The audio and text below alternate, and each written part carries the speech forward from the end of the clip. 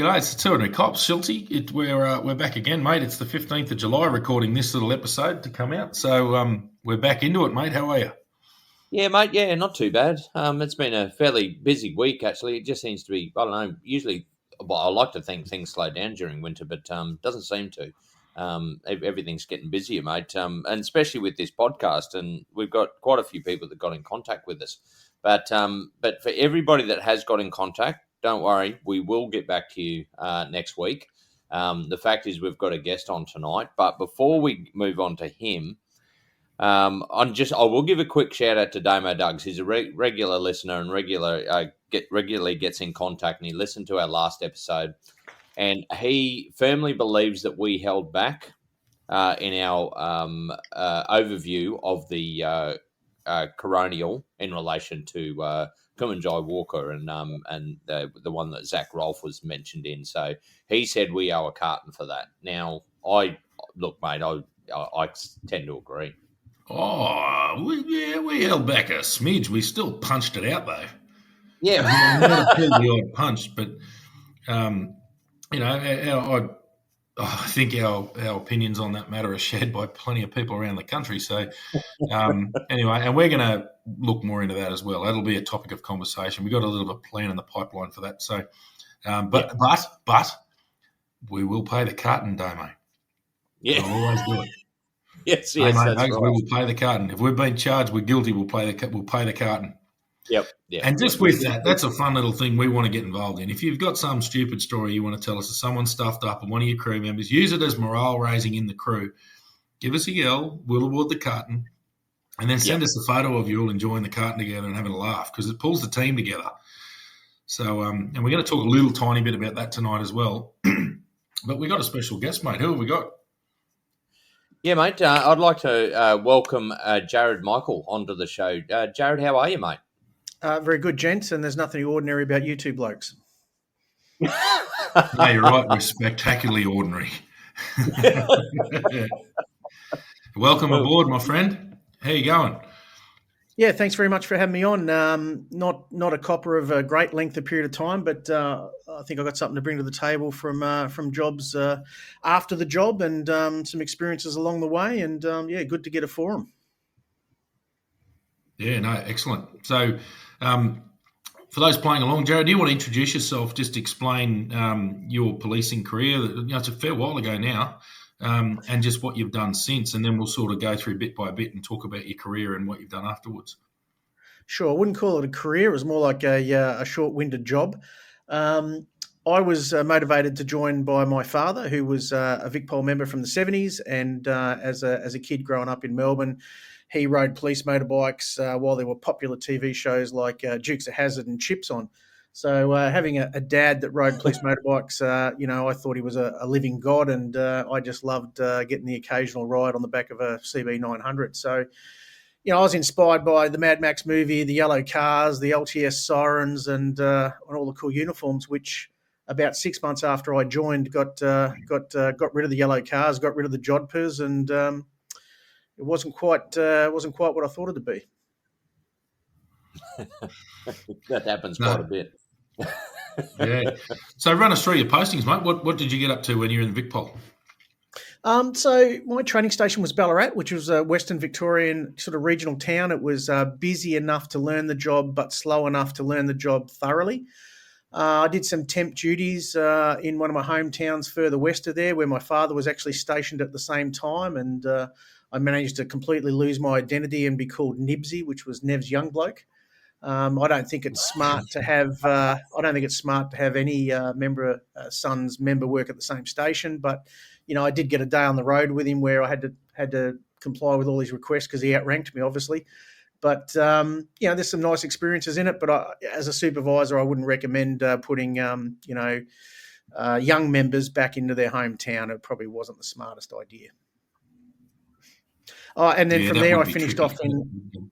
Yeah, and it was, and it wasn't dealt with very well at the time. But and then from there, I got finished off at a one of the three busiest stations in the state of Victoria, and had it wound up at the 3 year 2 mark. It's 3 years and 2 months, I think my certificate says. and it was wound up with some charges, which myself and my co-offender were later acquitted for. And we were fortunate to be acquitted. Not fortunate, there was never any evidence to start with, but the magistrate, Doug Bolster, as I remember his name was, acquitted both of us with, what was his words? The evidence was unreliable, inconsistent, and lacked credibility, which is about the nicest way you can say that it was not credible, pack of lies, basically. So, Load of shit. Yeah. Yeah, but we get held to a higher level of accountability. Even in the 90s, there was certainly a movement towards bosses getting the occasional scalp, perhaps. Maybe I wasn't the target of the investigation. My offsider may have been. That offsider has since gone on to do very well for himself with a law degree and a couple of nice houses and firms, and made most of that money out of VicPol with a pure hatred for him. I never went down the hatred path after leaving the job. I still attended all of my court cases to the end and made sure that we got all the convictions that were worthy. And then I took those skills across to what was called fisheries and wildlife at the time. It required a bit of study. I had to do an associate diploma in natural resources, and I've never been the most gifted academic, if you like. I think I duxed my next squad. So I would have been down the bottom end of my squad academically, but practically, I could talk the talk and walk the walk. Yeah. So back to the, if you don't mind, do you mind just fleshing out your charge? Are you happy to talk about the charges that were involved and the fact that they were acquitted, and just your feelings throughout that? Because we get a lot of feedback from coppers who are actually under investigation for all this, and they just feel absolutely abandoned and witch hunted. Can you tell us a bit more about that? Well, I've got lots of experiences for you. So I was charged as a 21-year-old constable, and then I actually received some charges as a late 40s member of the public at this stage. And let's counter this with accommodations for medals for bravery, overseas service. Like I'm not an evil individual. I'm prepared to use force where force is required. But certainly back in the 90s, when myself and my offsider were charged, both serving members of the police force, I think it was 3 out of the 5 people that wrote statements against us had been charged with offences by my offsider. So there was certainly an axe to grind, and I felt like we got very much left on the perch. And there was no send-off. There was no I consider myself, one of the harder workers at that particular station. And it was a sort of station that people went to and did 12 months and got it on the resume and moved on. Whereas when you get charged, you can't move on. So you've got to spend a little bit more time there than perhaps you were planning. So how did I feel at the time? Horrible for my dad to go through. Where his eldest son is now, getting dragged through a magistrate's court for something that would have prevented me from doing everything I've done since. And that's from helicopter rescue pilot, Defence Force contractor, all the good I've managed to do in the years since could have ended in, 1993 or whatever it was. So if there's anyone that knows of a magistrate by the name of Doug Bolster, that's a man I'd like to shake his hand, because he certainly did the right thing by the evidence, and he did the right thing by 2 young men that went on to do quite well for themselves. Yeah. So it's that feeling of abandonment. I know that I've heard that from quite a few people, that they just feel like all of a sudden it's like, well, you're doing your job and you just, you're celebrated, and all of a sudden you're just thrown out like a bloody smelly dead rat. So it's you go from hero to zero. You go from working a divisional van where you turn up and you're the person that's looking after everybody's interests, and all of a sudden, I think my first job, once I got out of the job, or was in limbo, if you want to call it that, I was delivering pizzas, and I was back in my hometown where I'd unfortunately done temp duties. So people knew that I was a member of the police force. And I can remember knocking on someone's door with a pizza, who's gone, "Oh, Jarrod, is everything all right?" I go, "Yeah, mate. Yeah. Here's your pizza." And he goes, "Oh, mate, I thought it was bad news or a death message or something similar," which I'd given plenty of death messages. So, I knew the horrors involved with that as well. So I would say a very humbling experience to go from being, powder blue shirt, king of the road to delivering pizzas. Yeah. Yeah. Yeah. Big drop down. It's bloody, yeah, it would have been just brutal. So Hey, you got through that. Sorry, Schulte, you go. yeah, mate. I just want to ask: Did I'm not sure what the standard of a police association or anything you had back then. Was there any support, or were you part of the association or anything like that? Absolutely. And here's the irony of that. My application for funding was approved, yet my offsiders application for funding in the same event, albeit an off-duty event, was not funded. So, I find that hard, hard to fathom even to this day. So maybe it was my approach. I'm not sure. Maybe it was my passion because I definitely wanted to be a copper since I was I can remember being 10 years old and thinking, oh, only 8 years to go. Watching Dad ride off on a police motorbike, thinking, well, that's going to be me one day. So it was certainly imprinted in me very early, and even during my teen years. And now that I'm a father of 2 boys, I can see that my dad put in place mentors, if you like, who were later become the senior sergeant of my own hometown. And when he passed away, I got to carry him to the grave, and it was a great honour. But my dad put in place, senior constables that were, to this day, one of them I can still pick up the phone to, and the other one I can just say a few prayers about. But so when you've got that kind of what's the word we're looking for? Those sort of mentors, it was very natural for me to end up in policing, for sure. Yeah. Yeah. So, mate, you moved on. You went into the Fisheries and Wildlife Service. Do you want to tell us a bit about that? How your transferable skills from policing across to that role? Yeah, well, sadly, this month, without getting overly political about it, half of the Victorian remaining fisheries officers, and we're talking probably only 70, so they've sacked about 30 of them. So the Victorian government have said goodbye to 30 fisheries officers, who I'm really proud of. It was the best group of men and women I've ever worked with. There was no corruption. It was a small unit. There was no drinking culture to it. We're all workaholics, take-home cars. Back then we had, firearms, shotguns, rifles, red and blue lights, fast cars, different uniform. We didn't look like members of the police force. We looked probably more like an LA County sheriff with green pants and fawn shirts. And we seized more firearms at the time than Victoria Police, which sort of made it amazing to me that in April of 1998, we were essentially disarmed. And I left about 3 weeks after that decision. I was still young enough where I could redevelop myself into something else and leave law enforcement. And now that I'm older and understand, mortgages and things like that, a lot of the other guys didn't have those choices and stayed on, only to be made redundant, this week, basically. Yeah. So talk about that role a little bit. Just sort of explain to those who mightn't fully understand what that role entails. Well, I'd liken it to being a 70s police officer or police constable, because there was no domestics, no car crashes.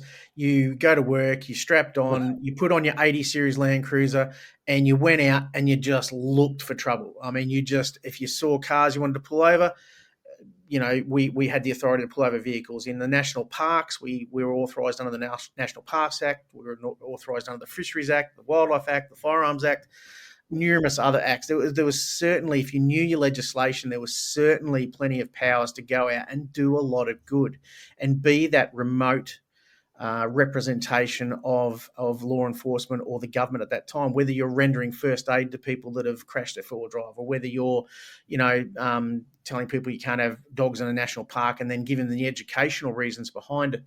It was different to policing where, prima facie criminal matters, you didn't bother to explain to someone, oh, it's not okay to be a burglar. Whereas in fisheries and wildlife matters, you'd say, the reason I'm knocking you off for having, 4 rods is because we want to limit your fishing to just catching a feed and leaving something here for other people. The reason we're taking your car over you having nets in the river is because the nets keep fishing if you lose them. There was a lot of solid environmental science behind the restrictive fishing practices that we tried to enforce at the time. And all that's about to go out the window. We're already seeing in the state of Victoria now a higher level of poaching for, the higher cash end sort of crops, if you want to call it that, abalone, finfish, what have you. We're already starting to see that now. And one of the best things that fisheries had achieved in the last 10 years was a reduction in half of the water toll. So picture that. If the Victoria Police Highway Patrol had halved the road toll and then been disbanded, there would be an outcry.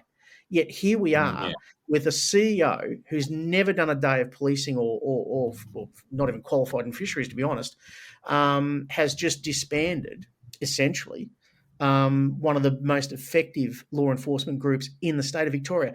No longer armed, still carrying batons, handcuffs, spray, enough gear to get by.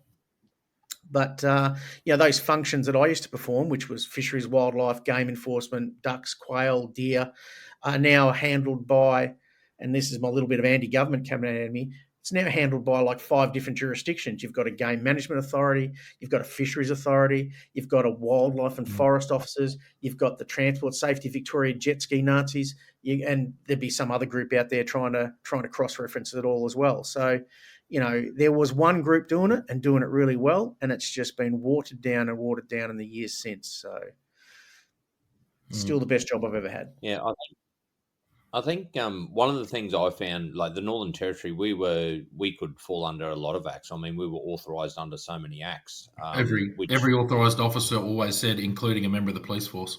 Yeah, exactly. So, same as our legislation. Yeah, and it was really good because it just meant that we had it gave us a lot more work if we wanted to chase it, but it was also very good because we could act straight away in relation to any offences we saw that fit under that jurisdiction. So, the problem is when you water it down like they're saying, it creates so many problems. So, Jarrod, you moved on in '98. You moved on, and I know you've mentioned helicopters. Do you want to sort of run us through how you got into aviation and what you've done in aviation since? Yeah, well, I'm probably sitting at about 4,500 hours in Rotary. I've worked in every state and territory of Australia. I've actually flown aircraft in every state and territory.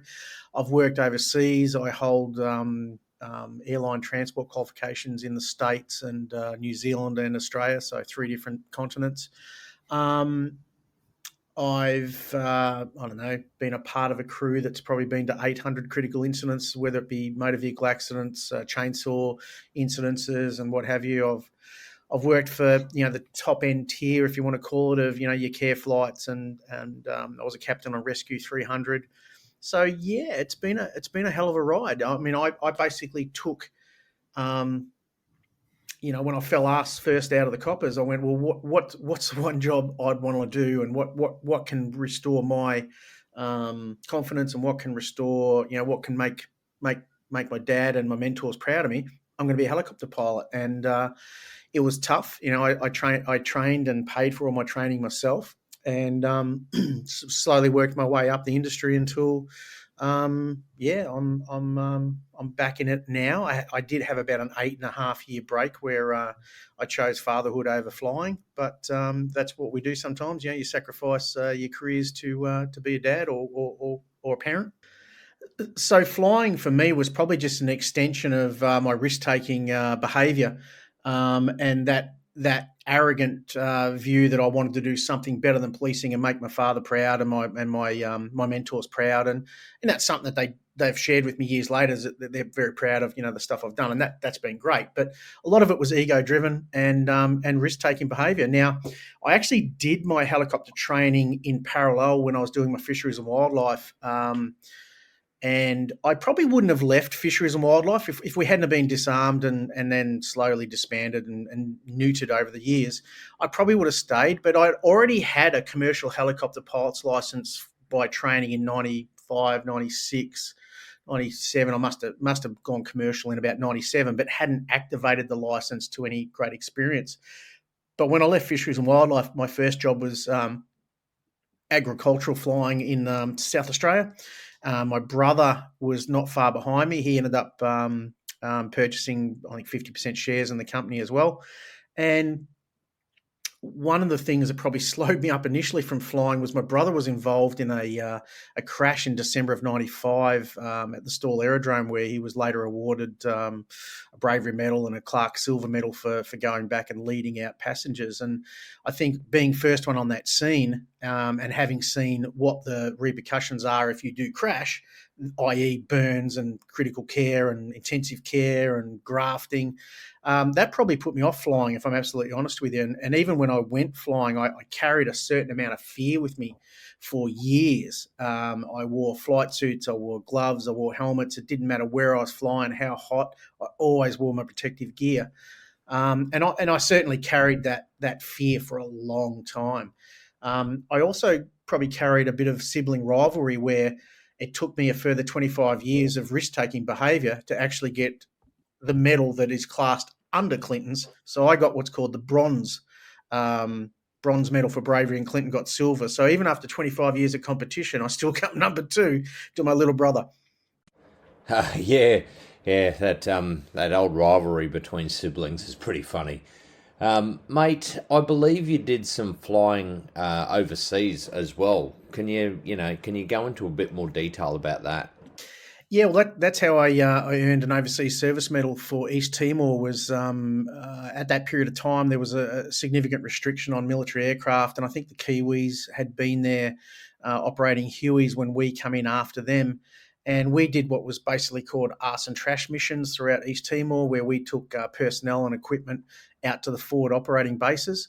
So yeah, we were flying 212s and 412s, which were a Bell product, very similar looking to a Huey. So, as a kid raised on Vietnam movies, that's about the closest I've got to flying through a rice paddy with your skids and looking in the back and seeing 6 grunts all shitting themselves. What an experience. Yeah, I suppose it also goes along the lines of you've been a bit of an adrenaline junkie, and I mean, I can definitely say that I am. I love that side of policing, and I think there's quite a few people in the job that like it. It's a front row seat to the best show on earth. Mate, just want to move on. Can we basically go into the transition? So a lot of, especially ex-cops, but I think it'd be good to hear for people that are in the job that are thinking about leaving, how you found the transition from that enforcement roles that you played, policing and fisheries, etc., and then moving back out into, I suppose, civilian life. How did you find that transition? Look, obviously I didn't get much choice at the time. I went out sideways as a young bloke. So I would say that there is life after the job, and certainly, the members that I've stayed in touch with and worked with in the decades since. For example, during the COVID period, I actually had a hotel down in Victoria that was regrettably closed up during that period. Yet I was offered an inspector's role, team leader with the COVID response group, and I ended up in charge of there was detective inspectors, detective senior sergeants, and ironically, I'm this baggy-assed 3-year constable, and I'm now in charge of these absolute legends of the job who I'm still in touch with to this day. And they weren't particularly easy group to manage prior to when I come along, and so I just sat them in a room that happened to be at the police centre in Melbourne, and said, what have I got to do in order to allow you to let me lead, or at least look like I'm leading, and pay your pay slips, and what have I got to do in order to look like I'm leading you, but you can actually run the show if you want. And what they said was they wanted plain clothes, plain cars, and Freddy's. So I arranged everything for them, and we end up being a really tight group that, although you may be opposed to some of the Dracarian events that happened in the state of Victoria, I was taking the Premier's shekel, so I had to pretty much do what the Premier's directions were and the medical officer's directives were at the time. It was a bit of a lifeline from when I come out of a hotel that I managed to sell, but obviously it wasn't my plan to sell it quite so soon, given that I brought it in September of 2019, and we had COVID restrictions by March of 2020. Yeah. Mate, I'm just going to go into something there that you mentioned, and like the way your leadership style, and it's something Damon and I have spoken a lot about. But a lot of our best leaders were the ones that did a similar approach to you. You know, what can I do to make you do your job without me being basically in charge? I mean, you know, if shit hits the fan, I'm your superior officer, but what can I allow you to do your job without me interfering? I think that's really honourable, and that's what we talk about that a lot. So, do you want to go a little bit more into depth there?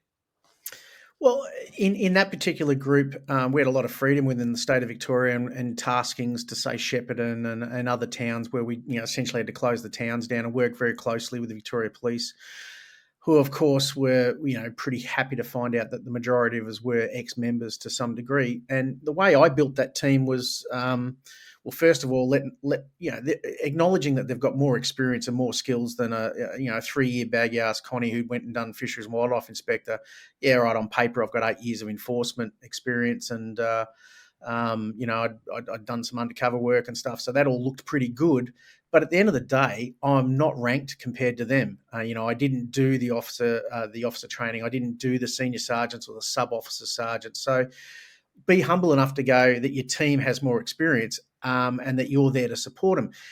To the extent where if there was someone went sick on a car, I would drive from the regional area I was living in at the time, albeit in a company car, and I would team up with those individuals. So I actually worked the road with a lot of them, and I did all the paperwork while they drove, which is equivalent to doing the running sheet in their world, and just built that team up so that they go, well, if Jay's coming down to town, we're going to do a day's work, and he's going to work as hard as we do.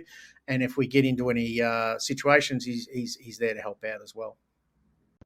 Mate, that is what I actually call good leadership. We used to have teams that worked really well back in the day, especially in the police, and it made you enthusiastic to actually do your job.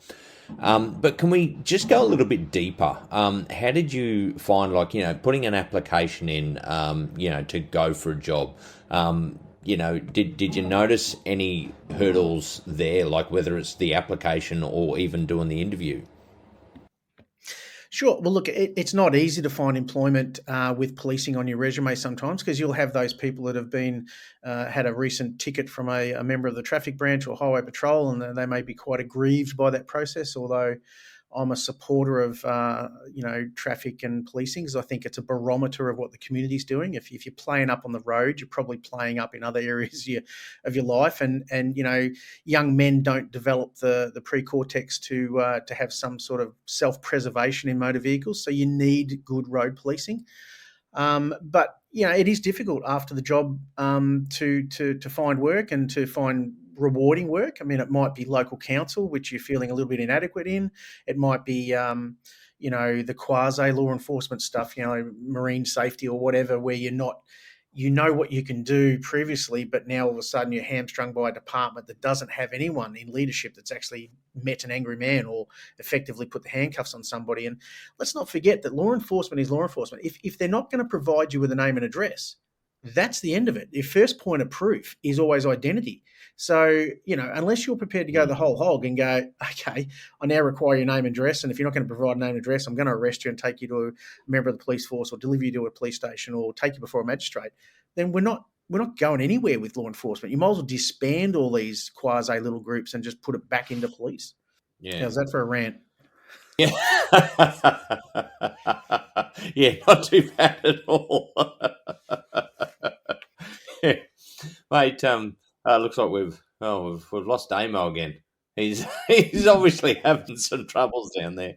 But mate, look, we'll keep on going. Now, let's just shoot back a bit.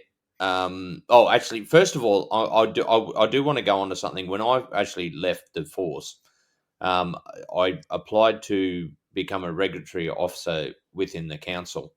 Now, my resume was spectacular, and I had the experience of investigating. I've done, I've been involved in murder investigations. I've been officer in charge of rape investigations. I was in charge of the family and domestic violence unit, where I actually investigated members who had domestics and all that sort of stuff. Now, one of my big gripes was some of the people actually working in cars, and that's compliance and something else. They couldn't even, it took them 6 months to take care of a to take care of a noise complaint. Now, noise complaints for police, they were taken care of within probably 5-10 minutes. But I didn't even with people looking over my resume, and I applied for a job in there, and I had people on the inside sitting there going, this guy's really good. I didn't even get a look in. But part of the reason being is because, honestly, I'll probably show them up because we work at a different level. We work at it, this is not a government job. We're sitting in there just getting our weekly paycheck. We go out and do the job, and we work hard, because if we don't, we're going to be overloaded the next week. So I know you went on a bit of a rant there, but you got any more to add to that? Well, yeah, I mean, it's a different rate. We don't control the rate. The members of the public are making the calls. It's not like we're developing our own work. And if you've got a good work culture when it's quiet, then you will go out and have time to do proactive patrolling. But the stations I certainly finished off in was just job after job after job, and sometimes we would hand over 6 or 8 jobs to the next crew. We simply hadn't got there. Which is almost telling the public, well, learn first aid because you're not going to get an ambulance, and learn Section 458 of the Crimes Act because you might actually have to make an arrest.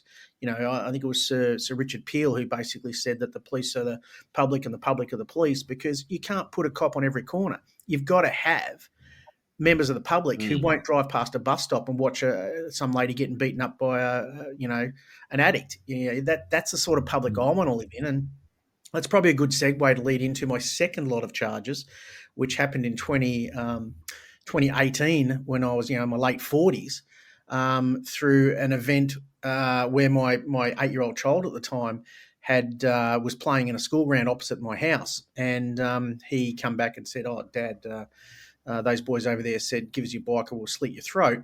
And I could see these youths from my house at the time. So I merely went over to see if they were chroming, if they were drunk, or, what the situation was. I'd have been happy to call an ambulance or police or whatever, but they took off. And then by taking off, they've actually now empowered me under what they call Section 458 of the Crimes Act to pursue, if you like, or locate them.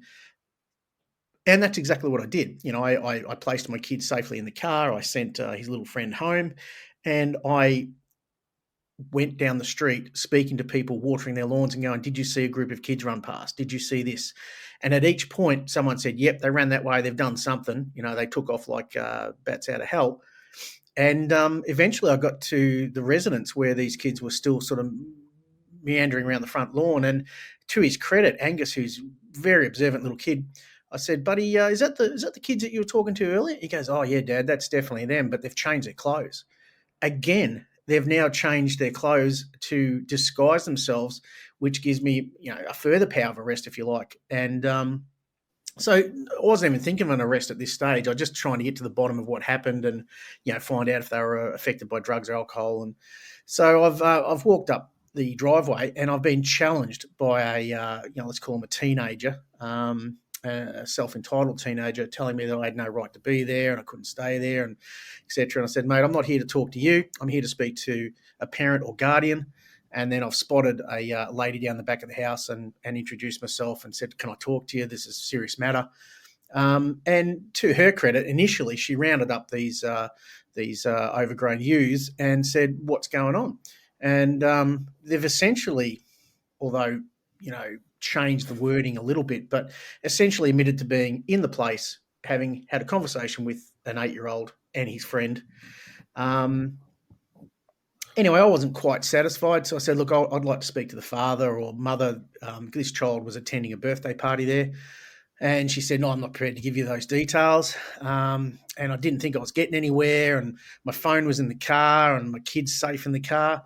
So at a certain point, I decided I'm going to make an arrest, and I did. I detained a teenager, male teenager, and then I was set upon by a larger group of teenagers. And this, of course, with everything these days, not having worked with body-worn cameras myself, but every person's got a camera on their phone, so it was recorded, which actually went in my favour. And I detained a youth there until such time as, would you believe, 3 police cars turned up. I didn't expect to see any police cars. I thought I was just going to detain him long enough for him to actually give me his name and address, so then I could release him.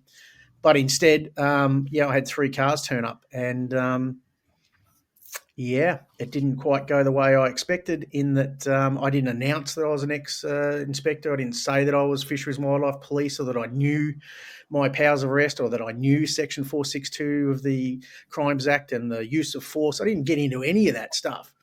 I just let it ride. Well, first of all, when the members turned up, they completely stuffed up the job. You know, kids ran everywhere. There was opportunities to drop knives and change clothes. They didn't take charge of the situation. But one of the van crew members was a 4-month constable, and the other one, should have known better. So it wasn't the best response anyway. But yeah, I found myself back at the police station where I was promptly arrested, kept overnight in the cells, would you believe? A complete clean skin. Never, no issues with police other than when I was in the police. And bailed. And then I spent 12 months before the magistrates court. And there was 3 different magistrates. I wish I could remember all their names, but certainly 2 different magistrates that jumped out of the box and had a look at the footage and said, that's an exemplary arrest. We won't be charging or convicting Mr. Michael on this evidence. We suggest you go away and have another look at it. And eventually they did. They withdrew the charges, and it cost them $47,000 in court costs. But it still affected my life, where I was a licensee of a hotel, and some clown inspector decided that I was not a fit and proper person for me to run a hotel. How's that? I mean, you haven't even been convicted of anything. Yeah. Yeah, we do talk about a lot of that, the government overreach, where we need the assumption of innocence is something that needs to be held. And I think I was sort of trained a little bit by the older school a bit, and there was a lot of, well, he's done it. And there's a lot in society we talk about where people just go, oh, well, he did it. What are you talking about? And I said it last week. It's not what you know, it's what you can prove, and you're innocent until they go, I find you guilty of that. You are then convicted, and that's when you're guilty, and that's different. But this I'm a big fan of due process, and that's for everybody. So absolutely, I'm a huge fan of fairness and a huge fan of due process. Absolutely. And the Victorian government are a signatory to the Human Rights Commission, which means you're innocent until proven guilty. But, some clown inspector decided I wasn't a fit and proper person. I had to fight them in front of the Liquor Licensing Commission. I won. He was transferred. And ironically, the next inspector in actually nominated me for a bravery medal a bit later on. So in another event, an off-duty event. So, there's good and bad. I can't completely take the piss out of Victoria Police, but I feel that I can have some say and judgment in how they conduct themselves because I've been there. I know the culture. Do we need police? Absolutely. Our society is going to fall down pretty quickly, just like fisheries, and its natural resources will fall down pretty quickly when we now see that they've been disbanded. So I'm pro-police, but I'm pro-good policing. And even in my interview, where I was subjected to some pretty average questions, and at a point in the interview where I've gone, hey, I've explained this 3 times, I've had enough to say, I'd like to terminate the interview, I was told that, no, I've got more questions for you. And that's under duress after that. I mean, you don't have to go to detective training school to realise that if you're now answering questions under duress, they're not admissible anyway. But I wanted that tape admissible because it just showed, some pretty poor investigative techniques and behaviours. Yeah, mate. I'm just going to touch on something there just before you go on, Damo. Mate, I watch a lot of things. I listen to a couple of podcasts and all that, and one thing I cannot stand is bad policing. It just really grinds my gears because, we always work to our utmost to be, impartial, work our way through the legislation. I think when I had a chat with you the other day, and before anybody jumps up and down, I think I was involved in investigating a number of rape cases, and it's a 50-50 to me on whether it was a lie or whether it was actually a rape. And look, people can contest that as much as they want. That's my experience. But we investigated thoroughly. And there were times when the police force were saying, no, you must charge him anyway. And we're going, we do not have the evidence. There is actually not even that. It has been reasonably explained the circumstances that surrounded this. There is no way, and it's not oath on oath. It's which DPP won't go with anyway if it's oath on oath. But we actually had more evidence to back up the so-called offenders' story. So it's and the problem is, police, if they go ahead with this sort of stuff and do it, they're gonna you can destroy somebody's livelihood, or put, like you said, like you got put under pressure. You had to then fight on so many different levels, the mental strain and all that sort of thing. You've got to be very careful, and like Damo and I said 100 times, you've got to make sure you have the evidence to back the charge. Otherwise, you just can't go any further forward. That matter that I just discussed was 5 years ago, and I only just finished fighting for my blue card in the state of Queensland, even though I held a working with children's card in the state of Victoria. In the transitional process, somehow they'd found some notes from Victoria Police, which were untested evidence, totally incorrect. And yet it took me, I think it was over 12 months, and a solicitor, Mr. Green, who had to fight because it was beyond me. I just got to a point where I was just talking to public servant after public servant, and they'd fob you off and they'd fob you off. 13 months later, a decorated bravery medal, overseas service, lots of credibility behind me, two beautiful boys of my own, and yet that's the same organisation that's issued working with children's cards to some of the most prolific pedophiles you've ever seen in the state of Queensland or New South Wales.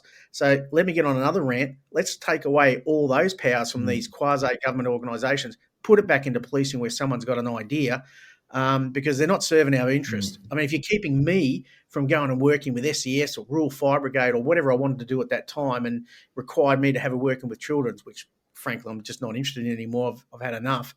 We're barking up the wrong tree, and those agencies just aren't serving us at all. No, mate. I thought one of the most funny things was when we were working in the police. If you say had a school-based conning role, you had to get a blue card to work with children. And I'm going, but the checks and balances you go to become a police officer are far more stringent than what you do to get a blue card. And that was something that came out. Working, like, you had to get a working week. Why? We can actually arrest kids. We can, Not only that, I've mentioned it before. We used to conduct child forensic interviews on child sex victims. The most intimate thing you can do, the most trust you can possibly gain from a kid, was carry out a child forensic interview. You remember the police force? It's like, to be a cop, like Schultzy just said, the test. There's no comparison compared to the requirements to be a copper or a school teacher. Like school teacher registration, I used to find it hilarious that they also used to get a working with children check. Your teacher registration should cover all that. It depends on your union. If you're in an ambulance service with a strong union, then you don't require a working with children's card. There you are going hands on. So I don't know. It's a foul system. It probably needs to be nationalised. It probably should be dropped into the AFP. It probably should be managed by police and people with a sense of a clue, basically, rather than public servants who are merely looking at a pro forma form and going, oh. Mr. Michael's had charges in relation to the arrest of a youth. Well, it's not like the kid was taken to a rape dungeon. The kid was arrested lawfully, found to be lawfully arrested, and from my understanding, has moved on into the drug community anyway. Whereas my kid, who was the victim on that day, has now seen his dad get arrested, who he idolises, and he's now doing quite well. In Queensland, interstate, because I'm not going to stay in a town where, you're getting arrested by members of the police force who have, made up an opinion based on God knows what and not evidence and stuffed up a crime scene. So, I've moved 2 states away and quite happily to be out of the place. Yeah. Well, Jarrod, it's been good, mate. Thanks for coming on. Anything you thought we'd ask that we haven't asked you yet? Oh, gee, there's been so many things along the way. It was always going to be hard to crop it into a short conversation, but I just want to recap on, policing seems to be a dying industry, if you want to call it that. It's become on the nose. You can't recruit people or good people. I was at an academy, Victoria, back in April this year, where I was awarded a commendation, would you believe, for another event. Got to shake hands with the acting chief commissioner, who wasn't prepared to take on the role full time, and a very healing process for my dad, having walked me through 2 magistrates' courts appearances over the years. I got to walk on the same parade ground I was walking on 30 odd years ago, and shaking hands with the chief. So we need coppers. I am pro coppers. I just want it to be more professional. Yeah, I don't know how to finish off other than to say that it's just a dying industry. Well, mate, we do have one more question, Damo, one we spoke about beforehand, and one that's very close to our heart, and it wraps in very good with the cartonable offences. Now, mate, Jarrod, you mentioned, I think it was in the 90s, they started to get rid of the either police clubs or, I suppose they tried to tackle the drinking culture. One, Damo and I talk about it's not about getting blistering drunk, it's about actually getting support from your fellow officers or your hierarchy, where you could go to a place which was a safe space where there was no rank. Mate, do you want to give us a bit of insight? I mean, the territory was more the 2000s or probably 2010, pretty much when they started to kind of get rid of it. What can you, like, from your point of view, and maybe even some of your dad's input into what it was like before and then what happened after? Well, from my memories as a youth, my dad wasn't a big drinking sort of senior connie. He was, we used to run the blue light discos in my small town, and whenever kids were going home and we'd swept up the hall, I saw police drink, and I saw police get lifts home in the CIB car or whatever. So I could see that there was an alcohol culture certainly in the late 80s, and then when I joined, there was still an alcohol culture running, which was more involved around night shift barbecues. Now, the shift work back then was a week of night shift, so 11 p.m. till 7 a.m. So your last night would be a Saturday night. That was your seventh shift, and then you'd go off duty at 7 a.m. and do a quick changeover and come back at 3 o'clock in the afternoon, then work 3 to 11. And of course, do you reckon you could sleep that night? So you couldn't sleep that night. So what happened probably over a 30 or 40 year period was night shift barbecues. And they became a forum for drinking and getting people together and having pizzas delivered, and girls would arrive. And, it was a lot of fun as a young bloke. But it was also a forum where, as a constable, I could speak to a sergeant or a senior sergeant or anyone else who was brave enough to turn up and have a conversation that included, you went to a SIDS last week. How are you feeling about that? Well, as a young bloke, I didn't have kids. It didn't knock me around as much as, when I think back about now, those guttural screams and that horror of it. So, that forum where we had an opportunity to speak to, sergeants and above in a relaxed atmosphere was essentially knocked away by the drinking culture. And indeed, one of my squad mates crashed on the way home from a night shift barbecue and was later piffed out of the job for a drink driving charge, which is understandable and expectable. But they didn't replace it with anything. They didn't say, okay, as of December 95, we're now going to start having gym days, and we're going to start doing football, and we're going to start doing this and that. The night shift barbecues weren't replaced with anything. And now you're seeing the average length of service go from, certainly in my day, you were still getting 12, 15 years out of a member, and then that reduced down to 7 years, and now I hear it's as low as 3 or 4 years. And some people don't even turn up for work, and you've actually got to go and collect the badge off them. They've got so little respect for even the resignation process that they just don't turn up and don't bring their gear back. So has it affected policing and retention? Maybe. Could it keep going in a drinking culture? No. But it certainly wasn't replaced with anything. Yeah. Yeah, I think the important thing, I think, for us was that just it created camaraderie. And look, I mean, we did drink copious amounts at times, but however, there was a lot of stuff there. There were people that used to come along and never touched a drop of alcohol. They would just come along to be part of the crew and, sit there and chat through things. And also, it was a great time where the amount of information I found out about some of my suspects. Somebody be mentioned telling a story of another case, and you go, "Oh, hold on a minute, you're talking about such and such." Yeah, and you go, right, and some crimes were solved just from going and that talking, It's between networking. people and all It's that sort of networking. stuff. You're not going to get everything off a pro forma sheet. You're not going to get everything off a collator. It's networking in the truest sense of the word. So, yeah, look, I think we lost something from that. But now that I'm post job, I'm seeing that RSLs from the military veterans' point of view is providing a place where people can go, relax, have a drink, get some assistance, and they're monitored. Like, people are watching to go, okay, Jay's having too much to drink. Let's have a chat with him next week and see how he's travelling. So, the RSLs have sort of picked up the space. I think even for members of the police force, current ones, I'm seeing that is still a safe bastion, a safe opportunity to come in and be around people that may not have worn blue, but they might have done peacekeeping overseas. They might have done, active service, and they just know what it's like. Yeah.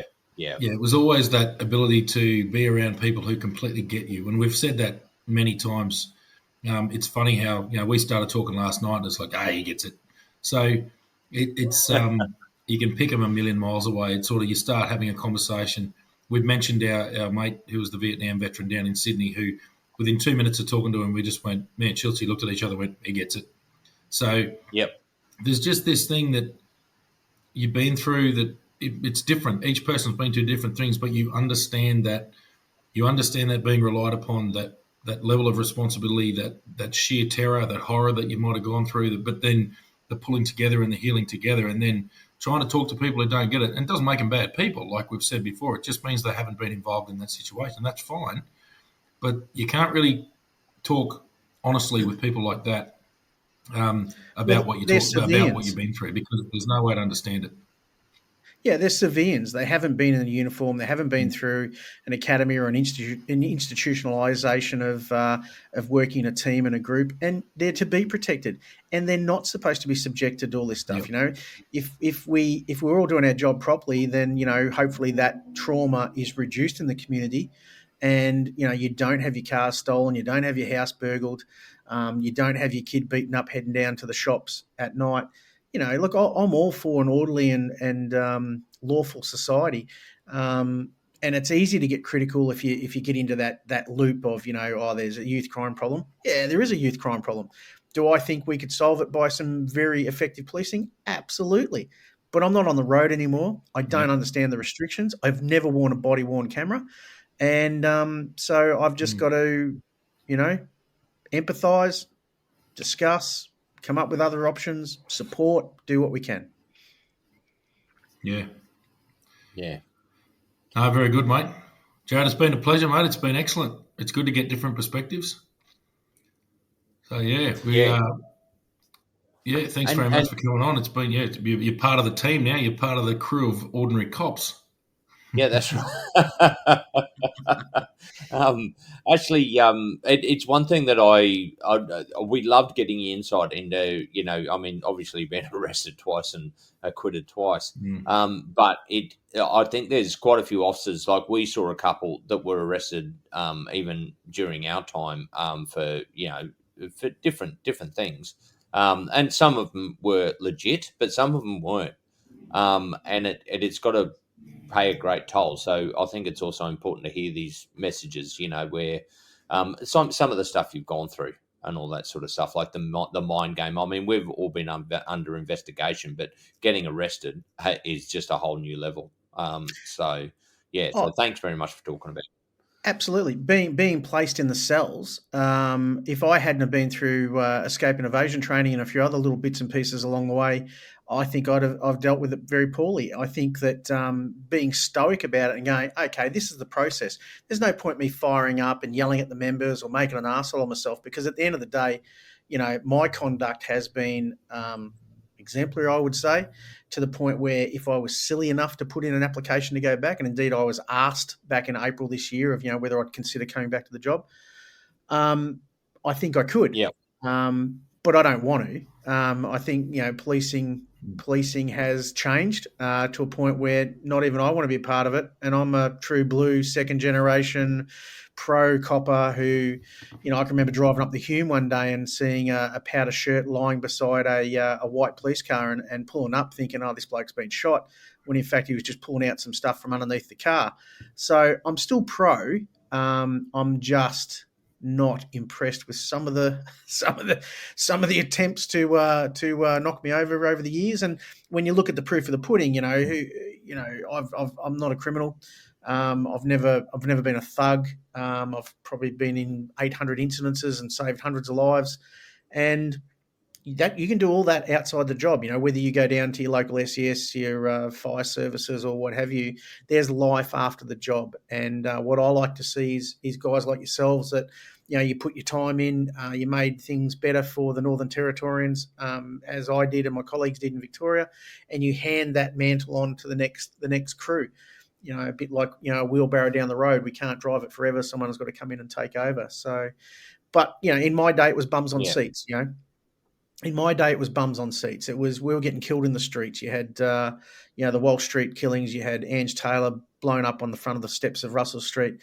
It wasn't a popular job to join in the 90s to start with, but it was probably the last of the good days of policing. And I'm glad I saw it. I've got no regrets.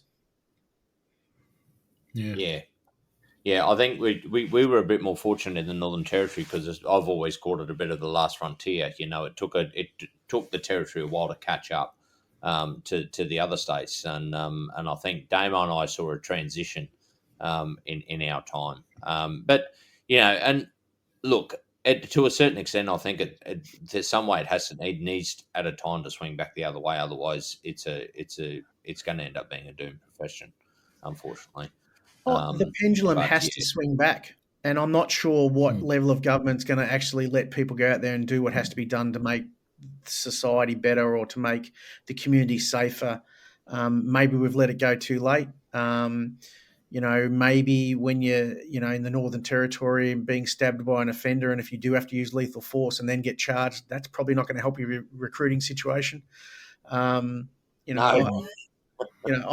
I think that it's going to be really tough to get kids, and I say kids because it was 18 and a half when I joined. It's going to be really hard to get kids to join because they're seeing they have this perception that I'm going to get PTSD, I'm going to get charged, I'm going to have my hands tied all day long. Yeah, maybe. I would have thought that New South Wales is probably the last of the bastions of actually going out and having a go, but I could be mistaken. Yeah. Well, mate, there's an interesting one. We'll put it out to New South Wales, and let us know what you think about it. Look, mate, I think we'll just about finish it up. Before we do, we have actually got a couple of interesting topics next week. We've got a guy got in contact and he's asked a few different questions. Well, we've had a couple of people get in contact and ask a few different questions. One was actually bloopers. Especially in relation to negotiating. So this is something we're going to talk about next week. But, mate, Jarrod, thank you so much for coming on. It's been an absolute pleasure, and thanks for reaching out to us. And I got to see the photo of you in front of the chopper there the other night. So, you're doing a night shift, and I thought that was pretty cool.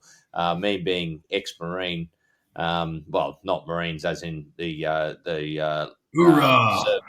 Yeah, leave no one behind. I quite a bit, and mate, I can tell you what, landing a chopper, honestly, it must be so hard in some of those rough seas. I've just got no idea because I know how much those boats jump around. So, mate, big shout out to you for doing that sort of job.